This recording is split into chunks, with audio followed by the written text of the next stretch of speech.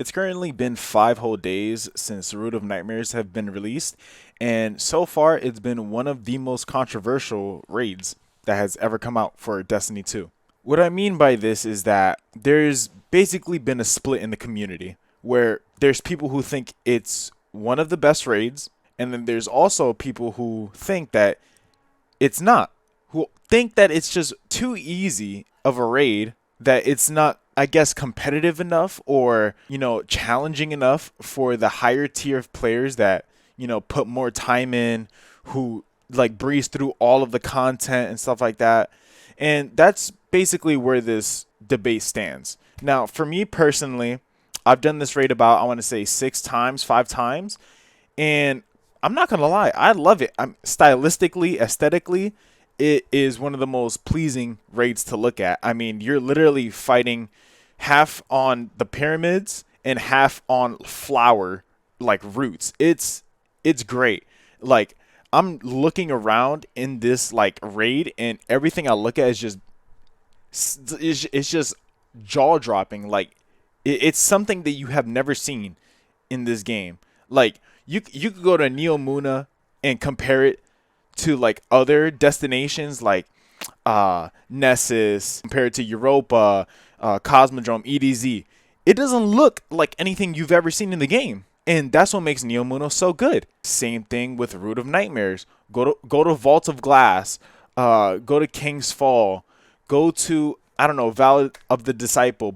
Like, they don't look similar at all. And I think that's what makes it so great for me, is because it stands out because of its uniqueness.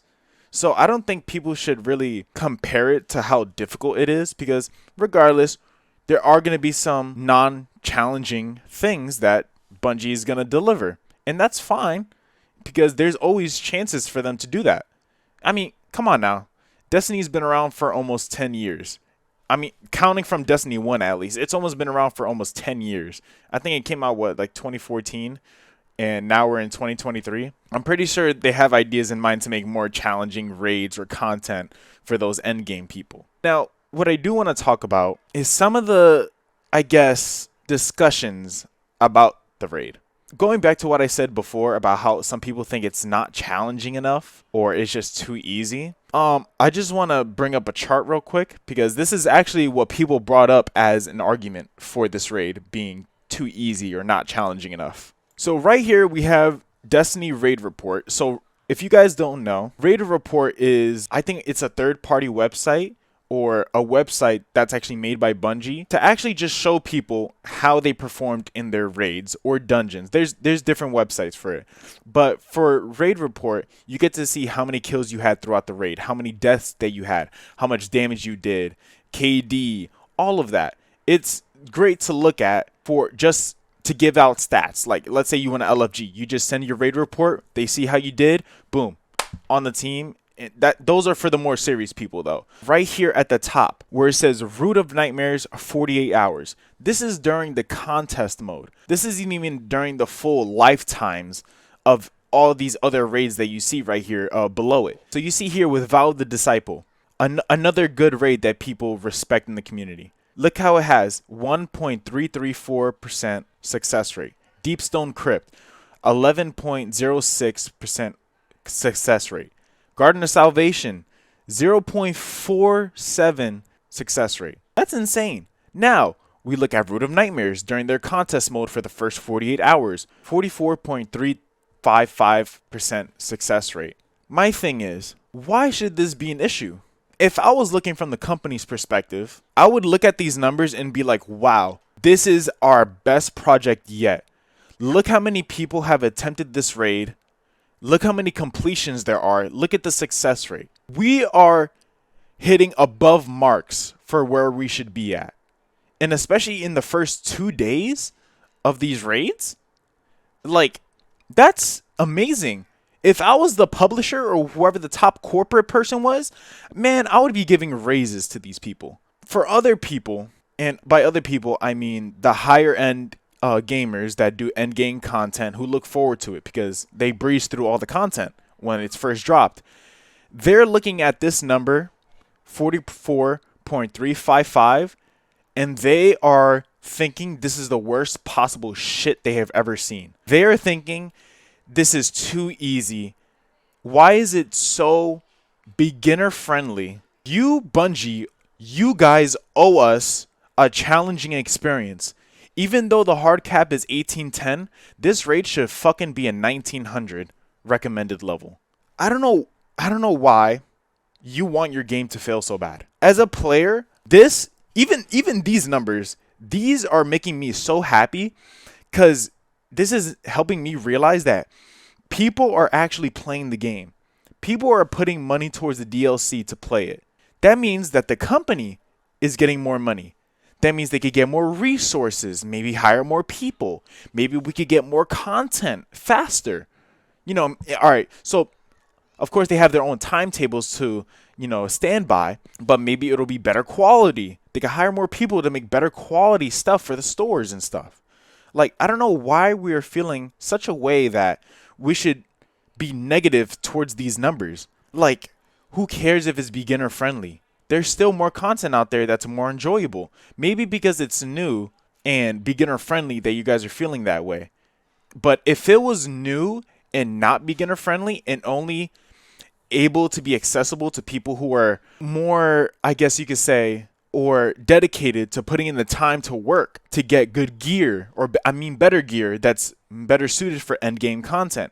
Maybe that's why you guys are feeling like that. But you have to realize a majority of this game's player base are either children or people who work 9 to 5s. And the only people that I've seen come up with these arguments that it's too easy are majority people who do this as a job, people who play Destiny for a job, streamers and stuff like that.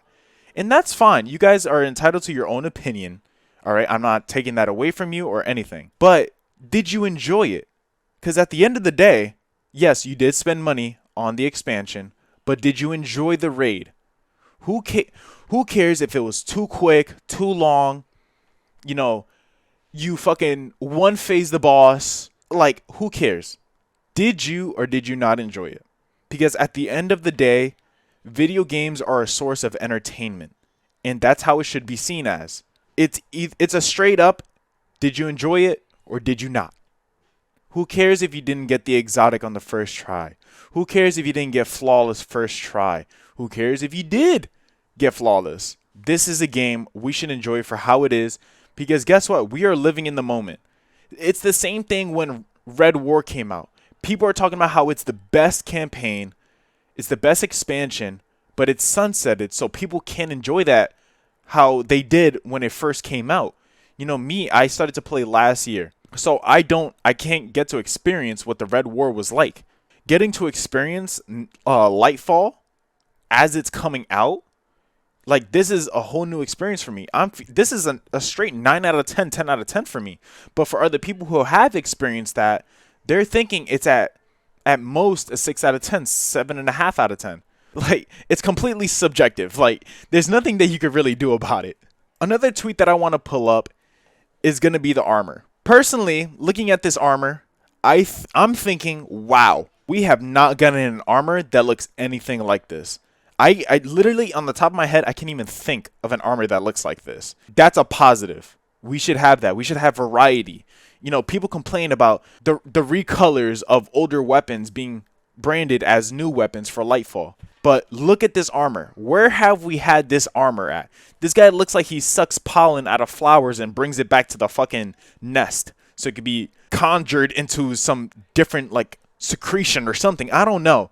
Like, it's cool. And look at the Warlock armor. Here in the Warlock armor, it looks like that thing from Uncharted 2 when you're trying to, like, fix the arms from that, like, statue thing. It looks cool. I like it. I love it. This is unique. We should have more armor like this. Of course, it takes inspiration, as you can see from the Titan one. I think on the top, it looks like that one armor piece with the feathers coming out. You know what I mean. I'll put a picture up. But, of course, it's okay to take inspiration from other armors. But this is so unique that the only armors that you can match this with is the armors from the same set. Now, that is the only negative, because I'm a drip lord. I love creating good-looking outfits for my loadouts. It's amazing. It's fun. That's another aspect I love about this game is that you can just put whatever type of fashion that you want on your characters. The one negative I have about this armor is that you can't match it with anything else. It's not that big of a deal. I haven't really tested how the shaders work for this armor set yet, so I can't really comment on that. But one positive, one negative, the armor looks fucking cool as shit. It's unique as fuck. My only other negative, you can't match it with anything else. What are you going to put with those fucking like 6 arms back here on the Warlock with what type of armor? Imagine going into Crucible and you're trying to hide behind a corner, or like you're trying to like peek it, like right hand peek it, and then all you see is just 2 arms just sticking out. I haven't tested it, but hopefully it doesn't mess up the hitboxes. For this tweet, it says, if you were bothered by people saying contest mode Root of Nightmares was too easy, you probably aren't qualified to talk about high-level PvE. Now, for this, what I have to say about this is that, yes, Destiny 2 is a PvE first game, but there are also people who don't play the PvE. They literally only play Crucible, and the only reason that they play PvE is to get good PvP rolls on their guns. So, for those people that only play PvE for good PvP rolls, Root of Nightmares would be an amazing raid. Because the loot that they drop, for the guns at least, they have target lock. Now, if you guys don't know what target lock is a weapon trait. In the description, it says, damage increases the longer this weapon remains on target. I don't know about you guys, but that's a good fucking PvP roll. Yes, it could be good, you know, if you're doing bosses and stuff like that for PvE. But man, for PvP, the scaling on this trait is insane. You can even see right here where it says damage buff when reaching 1, 2, 3, 4, 5 stacks. 16.7%, 23.5%, 29.3%, almost 35% up to 40%. Do you understand that this could be a game changer for PvP, especially for game modes like Trials of Osiris, where people are constantly trying to get flawless for their rewards at the end at the lighthouse? In my opinion, I don't think it's a bad thing that Root of Nightmares is easy, because for other players, you know, in different types of communities inside the game, you know, this is a great raid to farm. Same thing for me. I don't do PvP, but the thing is that I play PvP so I could get like loot drops. I don't know why 2 weeks ago I was getting a bunch of exotic Catalyst and Engrams. Like I swear it was like every other game. That's a good farm. I would have to play PvP for that. And the same thing with the Ghost mods, where you have to play either Gambit, Crucible, or Vanguard. You know, you could put that one mod on your Ghost where it says a chance to drop enhancement prisms or cores when killing a boss or getting precision kills in Crucible. These are perfect, because for me, who is a PvE first guy, I don't touch PvP. But since I do my daily challenges, I have to do those because I want to get my Ascendant Shard. And if I'm going to be playing those PvP modes, I'm going to be able to get my enhancement cores or prisms. You can see how these like coincide with each other, and it helps each one of the communities, whether you're a PvP first guy or a PvE guy. So I have to say, I think it's a good thing that Root of Nightmares is easy. For endgame content being not high level, I mean, you can always find high level PvE content. It's in the game. I think people are just mad that it's not the newer stuff. And honestly, you know, that's a valid argument. For this last tweet that I'm going to show here, I'm just going to show you this guy, Demon Joe TV. All right, he's a streamer. I've seen his TikToks. He's great. He says, whoa, contest mode is gone, so Root of Nightmares will forever have super boring boss fights unless you play Master. This is endgame content in an era of bringing challenge back to Destiny. Personally, I don't really think it's a bad thing. The boss fights are going to be quote-unquote boring. I think it's just fucking funny that he says this while using, you know, broken items. Now, this has been a constant argument between both sides of the community, where they think it's too easy or they think it's actually good that it's easy, is that this same guy is using Starfire Protocol with the fusion nades. And if you play Destiny, you know that Starfire Protocol is overtuned as shit right now for Lightfall. And these are the same people who are using Hothead with auto-loading holster, Clown cartridge. Like, bro, of course the boss fights are going to be boring. You're literally one-phasing it. Of course. You're not even getting, like, the sensation of, like, failing because you don't have a chance to fail. You're literally doing it in one try. Literally yesterday, we had a fucking like 3-phase Nezarec because me and my friend were trying to carry other people. Like, that was fun. And that was the first time I was like having to do more damage than usual. It's just like a terrible argument. I mean, of course he plays the game more than me, so he would know it better. So let me not say it was a terrible argument on his side. But it's like, bro, make it harder for yourself then. Make challenges for yourself. This is the thing with people who are high-level PvE people. Make it a challenge for yourself. Why not do SMG onlys? Or do maybe linear fusion rifles only? Imagine doing a linear fusion only. Everybody runs typing. All you hear is... Like, bro, I wouldn't be able to take myself serious if I was with my friends hearing that the whole time during damage phases. Like, it's insane. One last thing that I want to add before we get to the end of the video is that the Traveler that you see in the background. I don't think people notice this, but the Traveler has shapes of people's faces inside of it. I don't know if this is intentional or not, but I definitely saw it. And I thought I was tripping when I saw it, but let me pause right here in this recording. So right here, it looks like Aramis. Now, this might be a stretch, but I literally saw the formation of like an Eliksni face. And I saw that just from the brow ridge or like shape of it, it looks like an Eliksni. Now, I jumped immediately to Aramis because there's no way it could look like Mithrax. Obviously, he has that whole face covering on. Aramis is the closest thing I could find because if you look very closely, I can't tell, but it looks like there's 2 eyes on the right side and I think like 1.5 or 1 on the left side. And if you know, Aramis lost her eye on the other side. So I don't know if that was intentional or not, but I'm gonna continue on to the next one. So the next face that I see here, or at least head shape, is Oryx. Oryx's head shape is there. Now, I don't know if that has anything to do with his connection to being the Taken King or not, because apparently the Ascendant Plane has a connection to the darkness. That's why in the Defiant Battlegrounds, we use the Ascendant Plane to basically infiltrate the pyramids because they have no openings on the outside in the regular world. And I thought that was just a really cool touch that they did. I don't know if it's intentional or not, but if it isn't, man, that's pretty fucking cool. Yeah, man. I mean, this raid is just, I love it. I love this raid. It's definitely better than Taken King. I don't care if the Destiny 1 boys try and like say something about it. I love this raid. It's great. It's nice and short. You know, for me, I work 2 jobs. So this is a perfect raid for me to just grind real quick when I get home. I don't have to take like 4 hours after I get home, go to sleep at like 3 a.m. I don't have to do that. I could literally just hop on at 10 p.m., play until like 12 a.m. and be satisfied because I got a raid run in. Like, that's perfect for me. When I play with my friends, we're not fucking like no lives at this. We actually have lives outside of this game, hard to believe.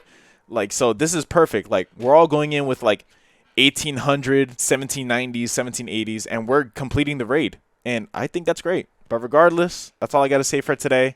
Hope you guys enjoyed the video. Links down below. Follow the Twitter. That's all I had to say. Bye.